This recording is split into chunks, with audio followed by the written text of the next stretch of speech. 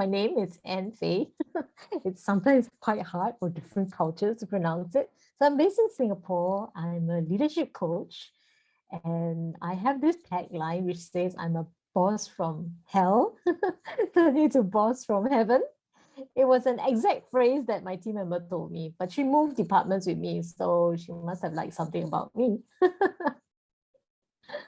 So I guess my coaching is around leaders because I had the purest intention, and most of my team members were award winning. They were headhunted, but then it's like I didn't know I was a boss from hell. But coaching helped me to realize there were things that I was not aware about, including myself, what I was like, and how I was actually pushing the team to be the best because I thought that was the best for them. And then I realized that, hey, actually leaders, we have a lot of leaders out there who have really pure intentions. And what we just need is a coach that helps them to become better at who they are, having the realization, working on themselves, and how to create really strong, powerful teams. I decided to be a leadership coach because I felt that leaders have a lot of responsibility, and by working with leaders, they will be able to impact the team. So I'm really looking for the ripple effects by working with leaders. And that's why I also train coaches, because if I train coaches, the coaches will go out and impact more people.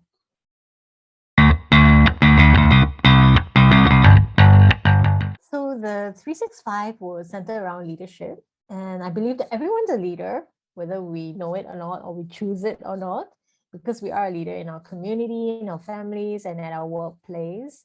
I will talk about the essence of leadership, such as like having visions, what are your values, how do you develop yourself, and how do you get recognized as a leader, versus I think traditionally it's more of a job title, but nowadays you've got to be earning your respect, right?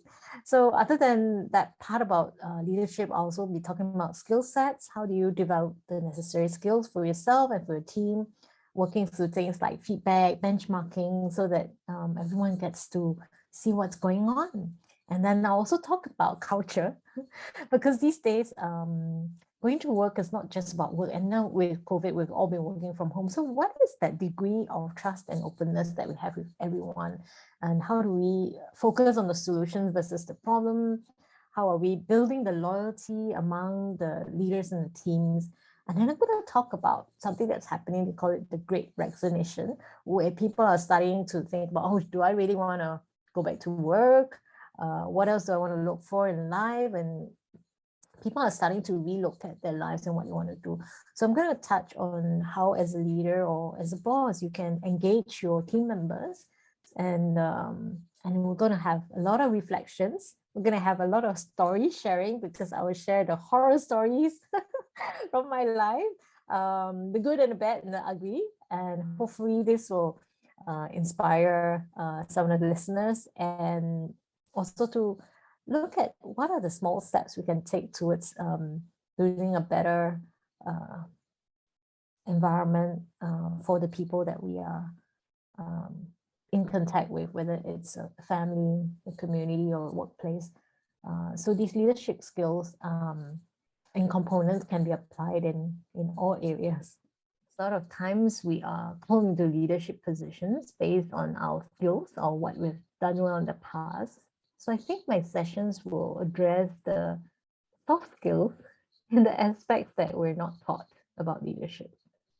And hopefully through the stories that I will share would also ignite certain common issues or areas that the listeners have experienced, and that the tips will really help them to move forward and become better persons.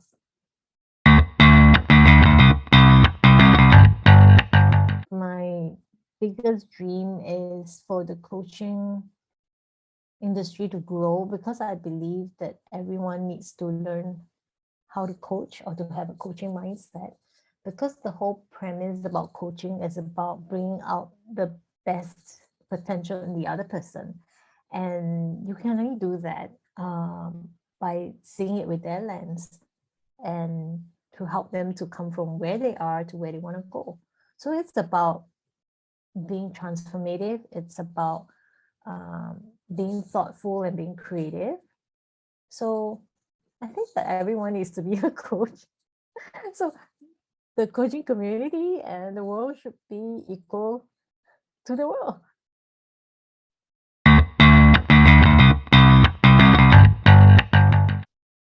So for new coaches, my advice would be to firstly be clear about our intentions, and secondly to be aware about our own lens that we may put on when working with others.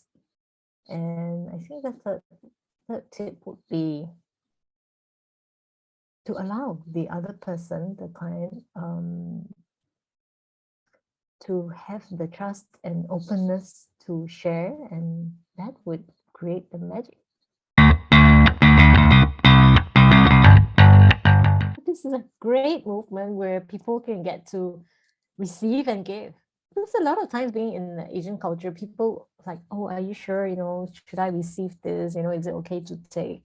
But being able to receive and give, it actually creates a cycle, and in a very beautiful way, if this becomes a movement across the community, I can just imagine the impact it has in being able to be part of that is incredible.